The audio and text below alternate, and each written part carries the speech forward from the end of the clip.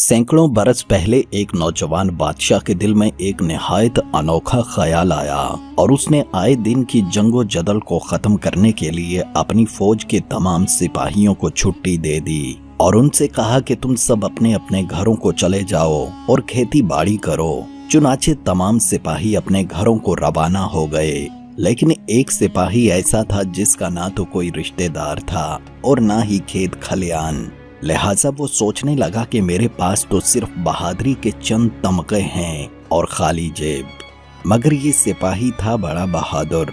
चुनाचे वो अपनी किस्मत पर भरोसा करके चल पड़ा। रास्ते में बहुत से जंगल और पहाड़ मिले, लेकिन ये अपनी धुन में मगन गाता हुआ आगे बढ़ता गया।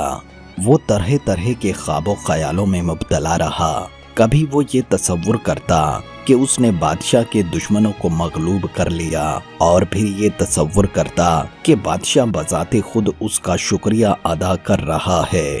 लेकिन उसके ख्वाब ख्याली के बावजूद भी काम की जरूरत होती तो वो फौरन दौड़ पड़ता। एक जगह पर एक भेड़िया बकरी के एक बच्चे को पकड़ने के लिए झपटा तो सिपाही फौरन खांस पड़ा और बकरी के बच्चे को तेजी से अपनी गोद में उठा लिया।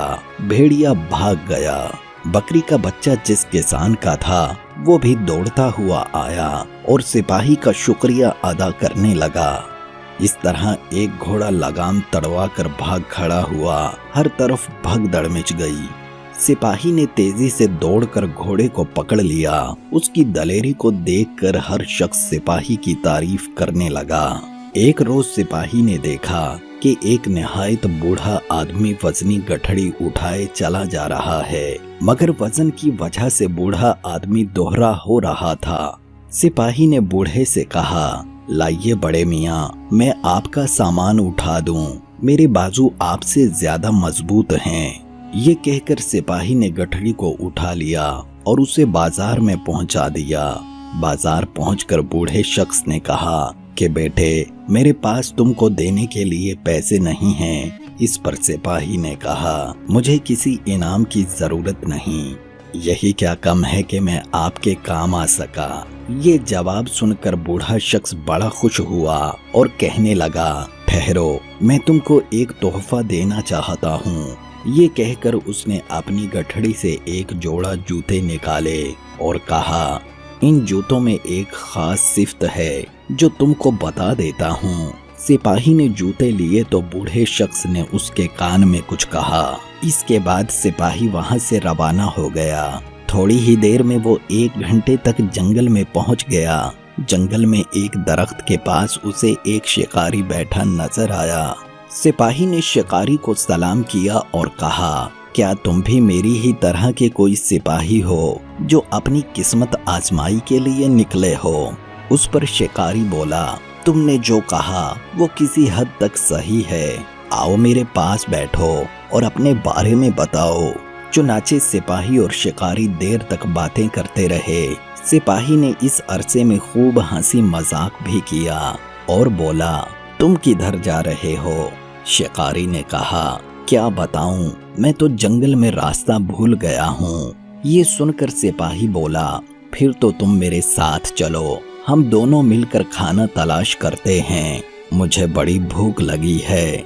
चुनाचे दोनों आगे बढ़े। जंगल इतना बड़ा था कि खत्म होने पर ही नहीं आ रहा था। चलते चलते शाम हो गई तो उन्हें बहुत दूर रोशनी दिखाई दी, जिसे देखकर सिपाही बोला, भाई जल्दी चलो, देखते हैं शायद हमें रोशनी वाली जगह पर खाना मिल जाए। फिर दोनों जल्दी जल्दी रोशनी की तरफ चलते चलते एक झोंपड़ी के पास पहुंच गए। सिपाही ने देखा झोंपड़ी में एक बूढ़ी खातून थी। उसने अंदर आने की इजाजत मांगी तो बूढ़ी खातून ने कहा कि भाग जाओ, ये डाकुओं का अड्डा है जो आने ही वाले हैं।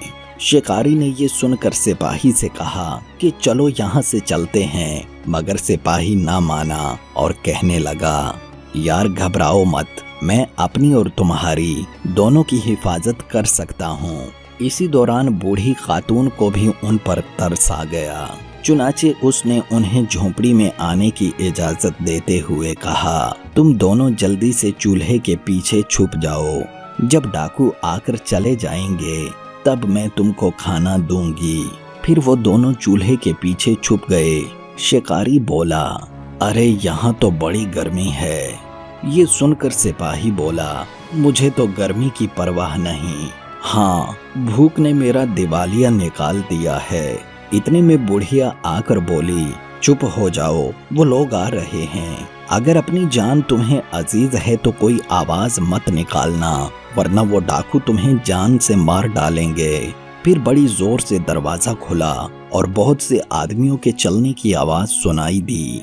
डाकू अंदर आकर बैठ गए और उन्होंने बुढ़िया से खाना मांगा। जब तक बूढ़ी औरत खाना लाई उस वक्त तक डाकुओं ने गाने और चीखने चिल्लाने का सिलसिला जारी रखा।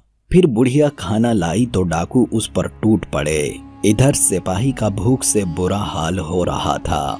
वो चुपके से शिकारी से बोला, यार मैं तो अब बर्दाश्त नहीं कर सकता, मैं तो बाहर निकलने लगा हूँ। उस पर शिकारी ने कहा, ऐसा गजब न करना, हम दोनों की जानें चली जाएंगी।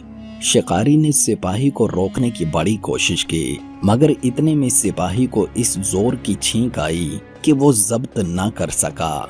छींक की आवाज सुनकर डाकुओं के कान खड़े हो गए। उन्होंने शिकारी और सिपाहियों को देख लिया। डाकुओं के सरदार ने कहा कि ये कौन हैं, पकड़ो इनको। चुनाचे डाकुओं ने उन्हें पकड़कर सरदार के सामने पेश कर दिया। डाकुओं के सरदार की एक आंख पर काली पट्टी बंधी हुई थी। उसकी सूरत इतनी होलनाक थी। वो बड़े गुस्से में चिल्लाया, अच्छा तुम जासूसी कर रहे थे, जानते हो हम जासूस के साथ क्या सलूक करते हैं। ये सुनकर सिपाही बोला, पहले हमको कुछ खाने को दो, बड़ी जोरों की भूख लगी है, उसके बाद जो जी चाहे करना, भूख से मेरा बुरा हाल हो रहा है। डाकुओं का सरदार ये गैर मुतवक्के जवाब सुनकर बड़ा हैरान हुआ और बोला, मैं तुम्हारी हिम्मत की दाद देता हूँ। फिर उसने हुक्म दिया कि इन दोनों को खाना दिया जाए। चुनाचे बुढ़िया ने उन्हें खाना दिया। खाना आते ही सिपाही तो डट कर खाने लगा, मगर शिकारी परेशान बैठा रहा। जब सिपाही खा चुका तो डाकुओं का सरदार बोला, बस अब तुम्हारा वक्त खत्म हो गया। ये कहकर वो सिपाही की तरफ झपटा और दूसरे डाकू भी लपके। सिपाही ने देखा तो वो फौरन उठ खड़ा हुआ और अपने दोनों जूतों की एड़ियों को रगड़ते हुए बोला, उल्टा जूता सीधा पाँव। ये अल्फाज सिपाही को उस बूढ़े ने सिखाए थे, जिसकी गठड़ी सिपाही ने उठाई थी, जिसके सिले में बूढ़े शख्स ने सिपाही को एक जोड़ा जूते तोहफे में दिए थे। जैसे ही सिपाही के मुंह से ये अल्फाज निकले तो तमाम डाकू जिस जगह थे वहीं साकत हो गए। उनके पैर जमीन में चिपक गए। मालूम हो रहा था जैसे उनको सांप सूंघ गया हो। वो अपनी जगह से हरकत नहीं कर पा रहे थे। शिकारी ने ये मंजर बड़ी हैरानी से देखा। फिर वो सिपाही से बोला, अरे ये तुमने क्या कर दिया। सिपाही बोला, मैंने इनको तलिस्म में जकड़ दिया है। शिकारी बोला, ये लोग कब तक इस हालत में रहेंगे। सिपाही ने कहा, जब तक मैं उन्हें आजाद न कर दूं। शिकारी बोला, भाई सिपाही तुमने तो कमाल कर दिया, चलो अब यहाँ से भाग निकलें। ये सुनकर सिपाही हंसकर बोला, जल्दी की क्या जरूरत है, ये तो अपनी जगह से हिल भी नहीं सकते।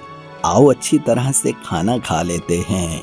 खाने के बाद वो करीबी शहर गए, जहाँ शिकारी ने अपने साथियों को इकट्ठा किया और दोबारा उसी झोंपड़ी में आ गए और उन डाकुओं को रस्सियों से अच्छी तरह जकड़ दिया। फिर सिपाही ने अपने तलिस्म से उन्हें आजाद किया तो डाकुओं ने रस्सियों से आजाद होने की कोशिश की, मगर वो ऐसा न कर सके।